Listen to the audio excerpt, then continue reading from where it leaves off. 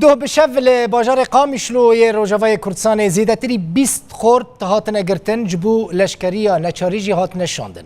جافکانی تایبت ج باجار قامیشلو ج تورا مدعی یا روداوی را گهاندن که آسایش سر بر و بری خسر و لجزیره لجاده منیر حبیب خالک سیطره که کنترل جنش که ودانین و خورتن که تمن وان ده سر 18 سالان را بو هاتنه گرتن و جبو لشکریا نچاریجی هاتنه شاندن.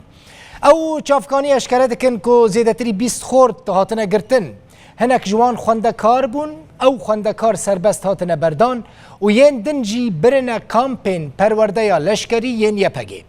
ده دما گرتن خورتان دا لجاده منیر حبیب آلوزی دنابرا خلق سویل و آسایش دا درکت لو ما پشتی چند دم جمیران اپراسیون گرتنی هات راوستاندن.